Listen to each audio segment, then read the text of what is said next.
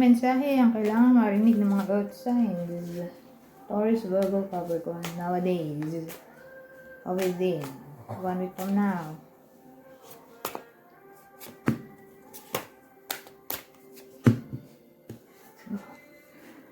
Well, may katotohanan na maaaring malaman dito.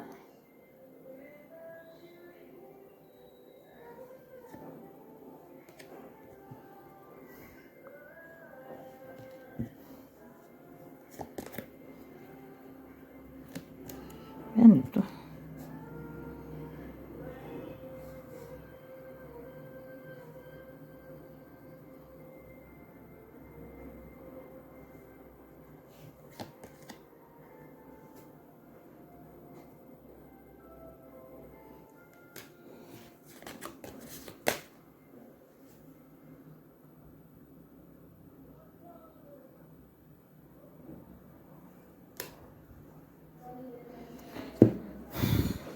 So, ang dating sa akin, hindi kasi makita noong una. Hindi niya makita yung red flag ng iba sa inyo.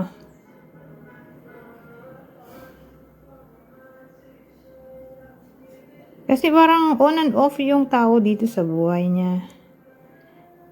Na para bang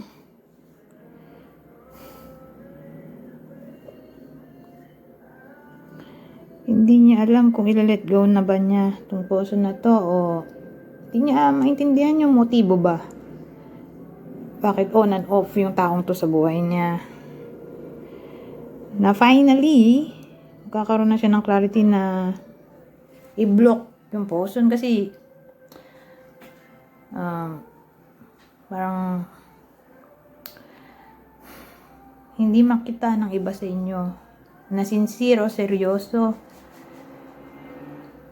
yung tao sa motibo niya para sa iba sa inyo. Ganun parang on and off sa communication. Na para bang magiging clear sa iba sa inyo na walang maasahan sa kanya. Whether friend to o kung sino man yan. Karelasyon o future love interest o may potential na love interest. Suitor. Ewan ko. So again, kausap lagi to. O na-meet lang sa social media. O dun lang yung way ng communication sa social media. Na para bang on and off yung communication. Ganyan. So sino kaya yung possible na tao dito? Ng iba sa inyo. So yung tao pwedeng Virgo, Sagittarius. So again, ito yung possible na person ng iba sa inyo na on and off sa buhay.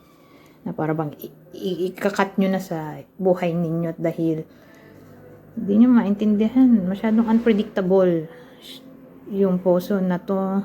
Hindi nyo alam kung ano bang motibo niya. O pwede rin in times of crisis. Bigla siya nawawala.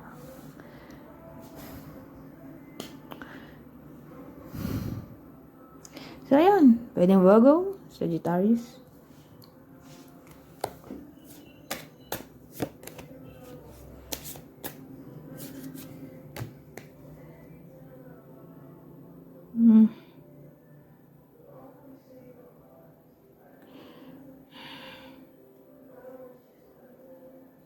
Well, may tao dito. Whether babae to o lalaki. Masyadong rude. O cold. May ano tayo? Baliktad na Three of Cups. Kasi ito, socialization. Ito naman, sobrang socialization na parang Ayun, gossip, naging gossip na. O parang fake friends. Kasi friendship to. Fake yung care. More like lalaki siguro. Beware. May lalaki dito na fake. Fake sa inyo. Parang binabackstab yung iba sa inyo. So again, lalaki siya. Ha?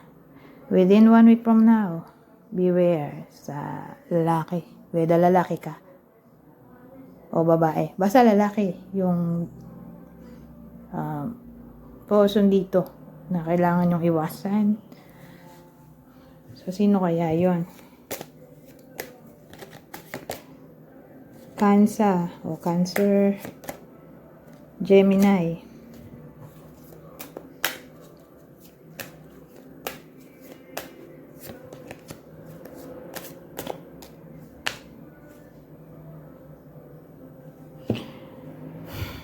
Ano to? Bakit parang balisa yung tao dito? Tungkol sa new beginning ng relasyon. Intindihan to. Well, natatakot yung iba sa inyo makipagbalikan sa ex. Pwede rin kasi yung case ay bumabalik yung ex nila. Kaya lang po some reason, natatakot yung iba sa inyo na pabalikin itong ex na to sa buhay nila dahil hindi sila sure kung magwo-work na ba this time yung connection nila, na parang nag-aalinlangan. Yung iba sa inyo na i-welcome back tong ex nila. Either nangyayari na to, mangyayari pa lang. So, tingnan natin, ha? Sino yung possible ex ng iba sa inyo? Libra. Taurus. Pero Empress kasi to, eh. Libra pa rin. Sabagay, Libra rin naman to. So, Libra, Taurus. Ito last na to. Unrequited love.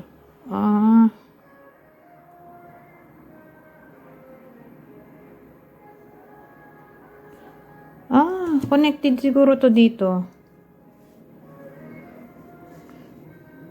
Ito. Tapos ito. Itong tatlo. Itong tatlong to connected dito. Hindi naman kita.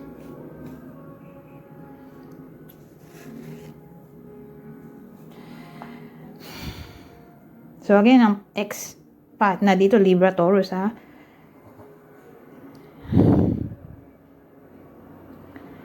Kasi ang dating dito, yung ex, mukhang prone sa cheating. Na para bang natatakot yung iba sa inyo na lokohin ulit. Saka parang ang dating natatakot sila na pabalikin, although mahal pa, kasi parang wala siyang effort. So effort in general na ayusin buhay niya o ayusin ang connection niyo. Bumabalik siya, pero parang ang dating wala kang nakikitang pagbabago sa ugali niya. Walang ambition, pwedeng ganon. Again, pwedeng ang dating natatakot yung iba sa inyo na baka lokohin ulit. So ulitin ko, ang possible ex-partner dito na sign ay Libra o Taurus. Anyways, hanggang dito na lang. Goodbye for now.